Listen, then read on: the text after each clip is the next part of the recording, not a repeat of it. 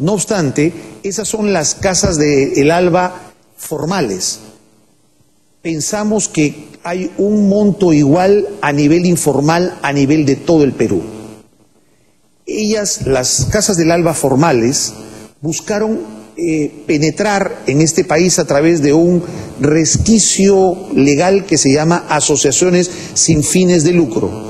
Entonces, esta formalidad jurídica, esta personalidad jurídica, lo que les daba era la posibilidad de actuar en sectores más pobres de nuestro país sin que estén sujetas a ningún control ni fiscalización por parte de las autoridades peruanas. Entendemos perfectamente lo que usted nos explica y entendemos las consecuencias de ello. Para las autoridades peruanas, la clave de las huellas de Chávez en su país las tendría un exintegrante del Tupac Amaru. Fue capturado el 29 de febrero, un día antes del bombardeo contra el campamento de Raúl Reyes en territorio ecuatoriano. Coincidencialmente, este hombre estuvo en el último Congreso Bolivariano de los Pueblos el 27 de febrero y en el que ustedes recordarán fue emitido un mensaje ya del abatido jefe guerrillero Raúl Reyes. ¿Quién es Roque González? Según su pasado judicial, hizo parte del movimiento revolucionario Tupac Amaru, que sembró el terror en Perú entre 1980 y 2000. Roque González pagó 9 años de prisión por el secuestro del político y empresario boliviano Samuel Doria Medina, cuya familia pagó 1.4 millones de dólares por su rescate. Según las autoridades, esta suma de dinero habría servido para financiar la toma de la casa de la Embajada del Japón en Lima el 17 de diciembre de 1996. En el 2005 recobró su libertad y 2 años más tarde abrió la primera oficina de la Coordinadora Continental Bolivariana en Perú. Desde entonces, los organismos de seguridad le siguieron los pasos. Estos son los principales apartes de los 13 videos de seguimiento a Roque González obtenidos por la noche de RCN.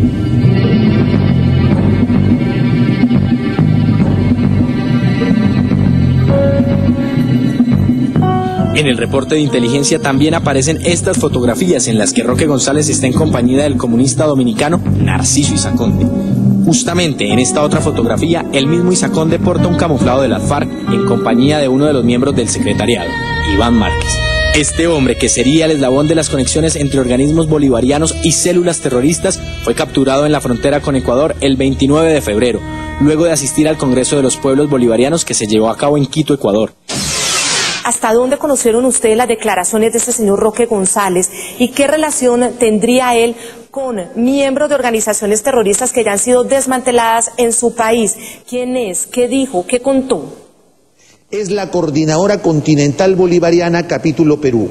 Esta Coordinadora Continental Bolivariana tiene por objeto, a diferencia de las casas del ALBA, reunir a todos los elementos de la ultraizquierda, a los elementos anarcosindicalistas, a los elementos terroristas, a los elementos de la izquierda trotskista, comunista, a los elementos de Sendero Luminoso, a los elementos del MRTA.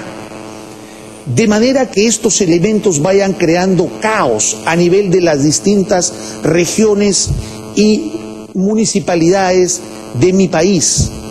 Entonces, en este sentido, nosotros empezamos a hacer seguimiento a través de los organismos de inteligencia a esta Coordinadora Continental Bolivariano, capítulo Perú, y determinamos que existe una coordinación entre esta Coordinadora Continental Bolivariana, capítulo Perú, y las llamadas Casas del ALBA, Casas de la Amistad, Casas de Solidaridad, etcétera.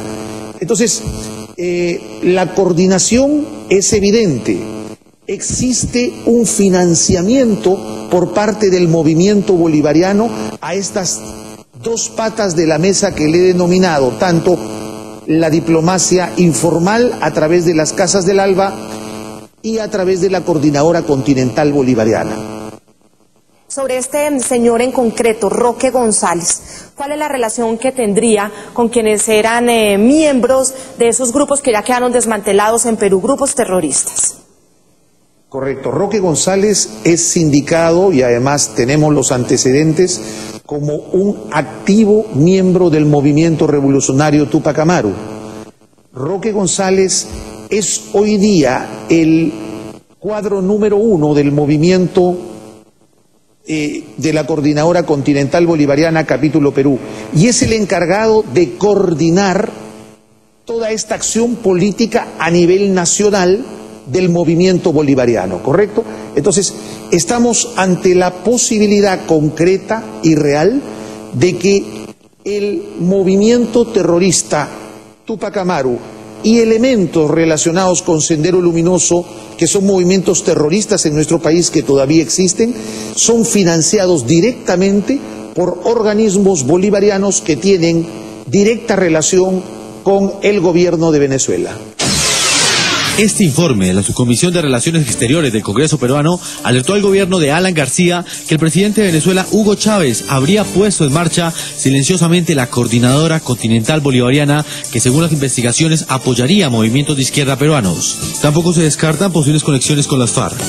Esto dice el documento. Asimismo, los días 16, 17 y 18 de abril de 2007, en la ciudad de Tarapoto y en el distrito de Campanilla de la región San Martín, se habría llevado a cabo un encuentro macrorregional de la revolución organizado por miembros de las FARC, contando con la participación de elementos de los grupos subversivos Sendero Luminoso, Tupac Amaru y otro grupo antisistema.